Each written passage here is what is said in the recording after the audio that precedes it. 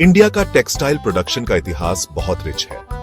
सदियों से देश भर के स्किल्ड वीवर्स, खासकर बंगाल, बिहार और उड़ीसा में बेहतरीन कपड़े बनाते आए हैं। ये टेक्सटाइल सिर्फ कपड़े नहीं थे, ये इंडियन कल्चर में आर्टिस्ट्री और क्राफ्ट्समैनशिप का प्रमाण थे।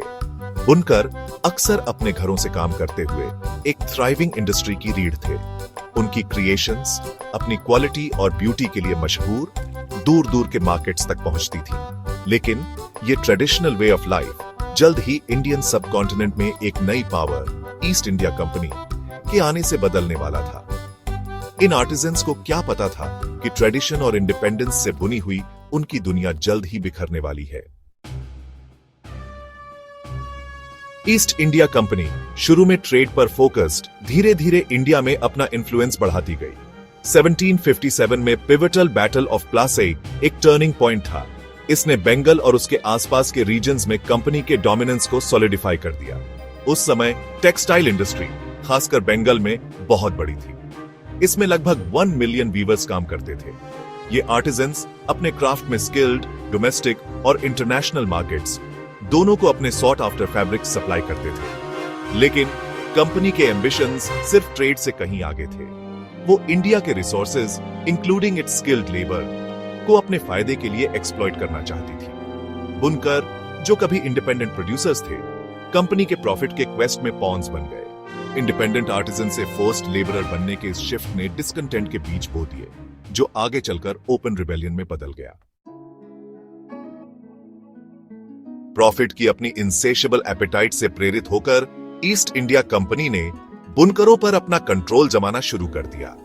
कंपनी ने एक सिस्टम इंप्लीमेंट किया जहां बुनकरों को अपना सामान एक्सक्लूसिवली कंपनी को बेचने के लिए मजबूर किया जाता था, अक्सर मार्केट वैल्यू से बहुत कम दामों पर। इस एक्सप्लॉयटेटिव सिस्टम ने बुनकरों से उनकी इकोनॉमिक ऑटोनॉमी छीन ली। अब वो फ्रीली प्राइसेस निगोशिएट नहीं कर सकते थे या अपने बायर्स नहीं चुन सकते थे। अपनी पकड़ और मजबूत करने के लिए कंपनी ने कई रेगुलेशंस इंपोज किए। ये रेगुलेशंस वीविंग प्रोसेस के हर एस्पेक्ट को डिक्टेट करते थे, प्रोड्यूस्ड क्लॉथ के टाइप से लेकर इस्तेमाल होने वाले टूल्स तक। कंपनी के प्रॉफिट्स को मैक्सिमाइज करने के लिए डिजाइन्ड ये ऑप्रेसिव सिस्टम बुनकरों को ब्रिंक तक ले गया। इंडिपेंडेंस और स्किल से परिभाषित उनका traditional way of life systematically dismantle हो रहा था। बुनकरों में सिमरिंग डिस्कंटेंट आखिरकार उबल पड़ा। जुलाई 1786 को कंपनी ने 21 रेगुलेशंस इनैक्ट किए, जिससे बुनकरों की ऑटोनॉमी और कम हो गई। इन रेगुलेशंस ने इंडस्ट्री पर कंपनी के कंट्रोल को सॉलिडिफाई कर दिया और किसी भी बुनकर के लिए जो उन्हें डिफाई करने की हिम्मत करता था, हार्श पेनल्टीज इंपोज की गई। ब्लेटेंट एक्सप्लॉयटेशन का यह एक्ट ब्रेकिंग पॉइंट साबित हुआ। अपनी लिमिट तक पुश्ड, बुनकर डिफायंस में उठ खड़े हुए। नदिया से बनारस तक रिबेलियन वाइल्ड फायर की तरफ फैल गया। उन्होंने कंपनी के लिए वीव करने से इनकार कर दिया, अपने गुड्स के लिए फेयर प्राइसेस और ऑपरेसिव रेगुलेशंस के अंत की मांग की। बुनकरों का रिबेलियन सिर्फ इकोनॉमिक्स के बारे में नहीं था, यह उनकी डिग्निटी, उनके हेरिटेज और उनके वे ऑफ लाइफ को प्रिजर्व करने के बारे में था। सेक्शन 5, बुनकरों की दुर्दशा। सालों के एक्सप्लॉयटेशन और इनजस्टिस से फ्यूल्ड बुनकरों का रिबेलियन ईस्ट इंडिया कंपनी के डोमिनेंस के लिए डायरेक्ट थ्रेट बन गया। कंप्लायंस की आदि कंपनी ने स्विफ्ट और ब्रूटल फोर्स से रिस्पॉन्ड किया। उन्होंने अपराइजिंग को क्वेल करने के लिए ट्रूप्स डिप्लॉय किए। बुनकरों को स्किल्ड आर्टिजन्स नहीं, बल्कि अपने प्रॉफिट की परस्यूट में ऑब्स्टिकल्स के रूप में देखा। कंपनी की फोर्सेस की मिलिट्री माइट की कमी होने के बावजूद बुनकरों ने जो कुछ भी हो सकता था उससे फाइट बैक किया। उन्होंने कंपनी फैक्ट्रीज पर अटैक किया, लूम्स डिस्ट्रॉय किए और अपने ऑपरेसर्स के साथ कोऑपरेट करने से इनकार कर दिया।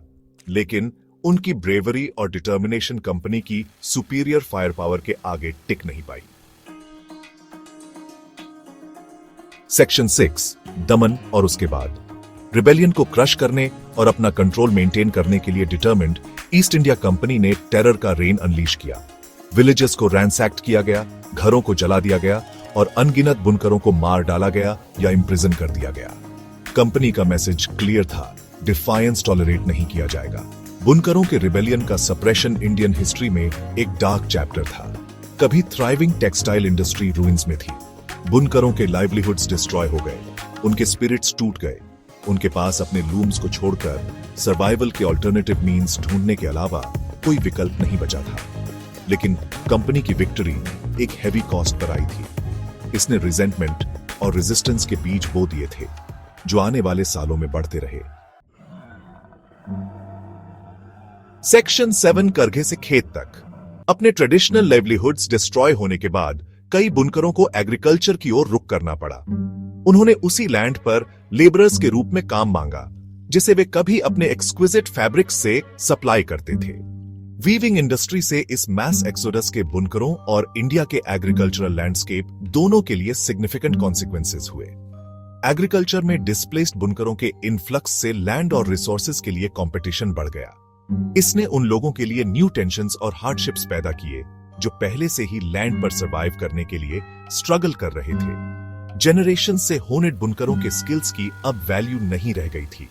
वे कॉलोनाइजर्स को बेनिफिट करने के लिए डिजाइन्ड सिस्टम में चीप लेबर का एक और सोर्स बन गए।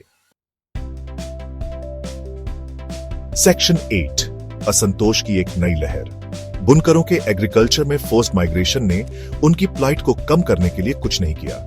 उन्होंने खुद को एक रिजिड सोशल और इकोनॉमिक हायरार्की में सबसे नीचे पाया, लैंडलॉर्ड्स और मनी लेंडर्स के एक्सप्लॉयटेशन के अधीन।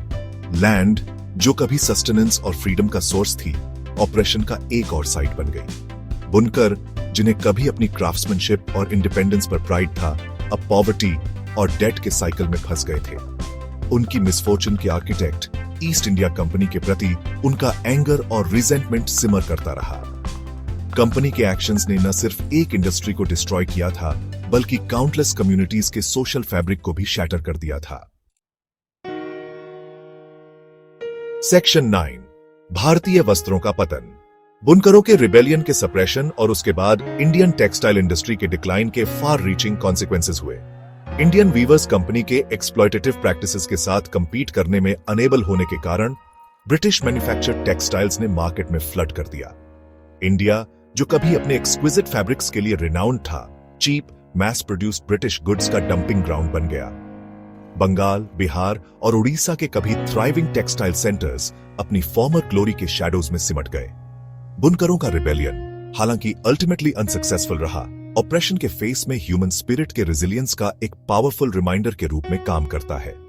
यह इंडियन क्राफ्ट्समैनशिप की इंड्यूरिंग लेगेसी का एक टेस्टामेंट है और अनचेक्ड ग्रीड और एक्सप्लॉयटेशन के डेंजर्स के खिलाफ एक स्टार्क वार्निंग है।